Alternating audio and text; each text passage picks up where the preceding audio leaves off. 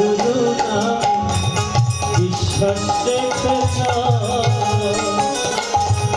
ওরে গুরু নামে বিশ্বাস রেখে গুরু প্রভু সামান্য ধন নয়, অনন্ত সীম গুরু অক্ষয় আর গুরু প্রভু সামান্য ধন সামান্য ধন নয়, অনন্ত সীম গুরু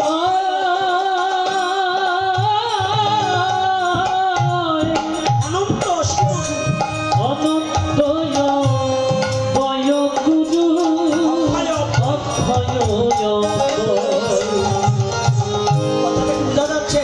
চারটি তত্ত্ব, গুরু প্রভু সামান্য ধন নয়, অনন্ত অসীম অক্ষয় অব্যয়।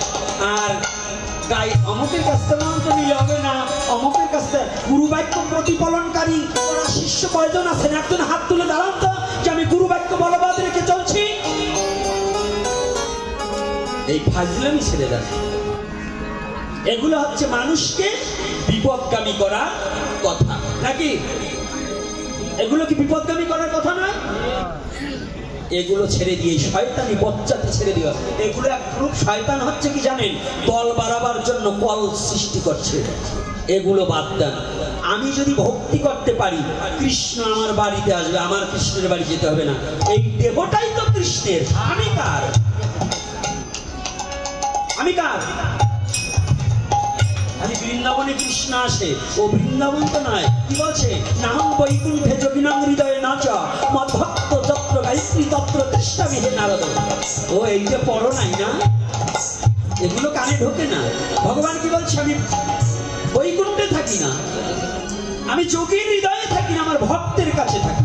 তাহলে ভক্ত গাইরস্থ হোক আর ঋষি হোক আর মুসি হোক, ও দেখে না। ভগবান চায় তার শুদ্ধ চিত্তটা। যেখানে শুদ্ধ চিত্ত আছে ভগবান সেখানে আছে কিনা? কি বাবারা কি বলে? কি বৃন্দাবনের গুরু ছাড়া দীক্ষা নিলে হবে না? নবদ্বীপের গুরু ছাড়া হবে না? আজকে একটু বললে যায় এই বাঙালি জাতি তো বোকা। এত বড় দুর্যোগের মধ্যে ধামের দেশে গোস্বামীগণ এসে পরিচয় দেন, আমরা গোস্বামীর সন্তান। ঝাঁকায় ঝাঁকায় লাখ লাখ টাকা এই বাংলার টাকা নিয়ে যান। আজকে এই সনাতন ধর্মে বাংলাদেশের হিন্দু যখন দুর্যোগে পড়েছে, গোস্বামীগণ একজনও মুখ খুলছে না। কারণ বাংলায় যদি আসার পরে টাকা না পায়, কথাটা বোঝেন না? সাধু সন্তর ভাব এটা হবে না, মুখ খুলতে হবে। প্রতিটা সনাতনী আমাদের আবদার জানাতে হবে। কেন জানাবো না? পূজা বন্ধ করে দেবো, কি ভালো কথা, নামযজ্ঞ বন্ধ করে দেবো, হারামজাদারা খাওয়া বন্ধ করে দে। নামযজ্ঞ আরো চলবে, কেন বন্ধ করবো? কেন বন্ধ করবো? এখানে জন্মেছি, এই বাংলার মাটি আমি জন্মেছি, বাংলার মাটি ছাড়বো কেন? এই মাটি মা মাটি, এটাকে আমরা ছাড়তে রাজি নয়। হরি নামকে ছাড়তে রাজি নয়, নাম করব। তবে একটা কথা, অন্যায় ভাবে এই যুব সমাজ কোন ধর্ম নিয়ে বাজে মন্তব্য করবে না, ফেসবুকে কিছু ছাড়বে না, এটা আমার কথা। কোন ধর্ম নিয়ে না, তোমার ধর্মটাকে প্রতিপালন করো, তোমার ধর্মটাকে শিখার জন্য কিছু ব্যস্ত হও তোমার ধর্মে। তবে হ্যাঁ একটা কথা, যদি তোমার ধর্মকে কেউ বাধা দিতে আসে, তবে তাকে ছেড়ে দিও না। সবাই একত্রিত হয়ে তার পিছনে লেগে যাও। কি হয়েছে? মৃত্যু আজ না হোক কাল হবে। মরব বলে নিজের ধর্মকে অসুরের হাতে বিলিয়ে দিতে পারি না। নিজের ধর্মকে রক্ষা করার জন্য নিজের জীবনকে বাজি রেখে নেমে যাব। এত ভয় পাচ্ছ কেন?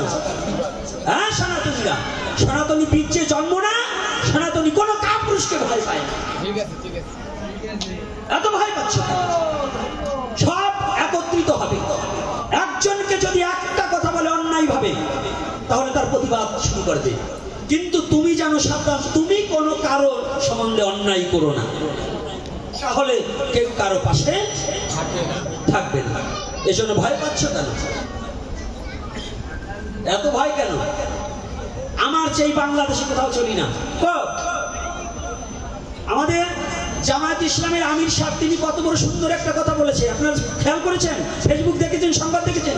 তিনি বলেছে পূজা করতে হবে, তারা তাদের ধর্ম করবে, আমরা প্রয়োজন বোধে তাদেরকে দুষ্টের হাত থেকে রক্ষা করবার আমরা সহযোগিতা করব, বলছে না? তাই যদি একজন জামায়াতের আমির হয়ে, একজন ৫ ওয়াক্ত নামাজধারী ব্যক্তি হয়ে উনি খাঁটি মুসলমান, আর যারা মূর্তি ভাঙবার আসবে, যারা আমার ধর্মকে অবজ্ঞা করবে, তারা তো মুসলমান না। কে বলছে এই বাংলার বুকে আজও ভালো মুসলমান আছে? নেই? হাজার হাজার মুসলমান আপনাকে রক্ষা করছে, নিলে আপনারা রক্ষা করতে পারেন? আপনার আমাকে মেয়ে ছেলে মা বোন চলতে পারে নাকি রাস্তায়? তারা অন্যায় করছে? তবে এই মেয়ে ছেলেরও দোষ আছে। মেয়ে ছেলে পিঠ বাইক করা, লাভ কাটা, বিলাস ছাতা করে জন্য বাজার ঘাটে যায়।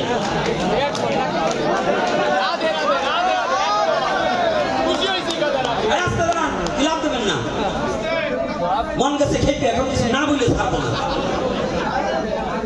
এই বক কাটিং চুল দিয়ে আমার রাস্তাঘাটে গেলে এখন যদি কেউ আলকাতরা মাখাই দেয়, এর জন্য সনাতন দায়ী নয়।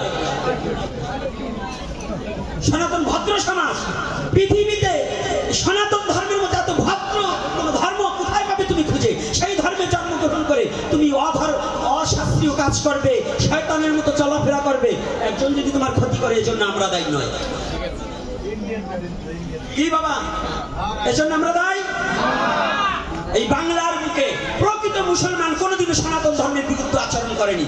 আর যারা বহিরা আগমনের জন্ম, যাকে জন্মেই ত্রুটি আছে, তারা কোনোদিন চায় না সনাতন এই বাংলাদেশে কোনো অন্য ধর্ম থাকে। আর যারা প্রকৃত মুসলমান, যারা আল্লাহর ওলি, যারা এই দেশের মধ্যে মুসলমান প্রকৃত ৫ ওয়াক্ত নামাজধারী, তারা কোনোদিনও কোনো ধর্মের প্রতি আঘাত করে নাই, আর তারা করবেও না। এটা আমার দৃঢ় বিশ্বাস। আমি চলছি, আমি 4 ঘর হিন্দু নিয়ে, আর আমার মন্দিরে সব মুসলমান।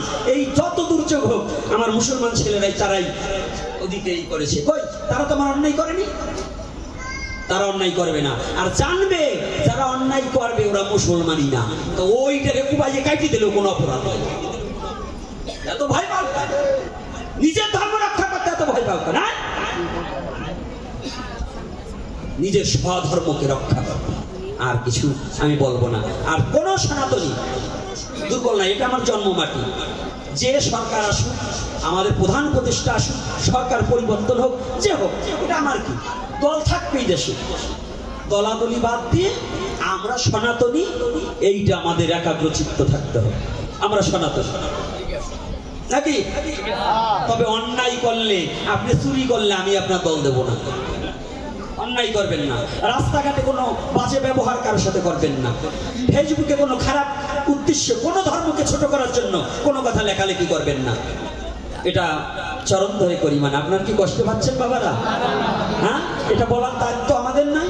খালি হরি কইলে কান দেখে চলে গেলে হবে না, শক্তি বাড়াতে হবে।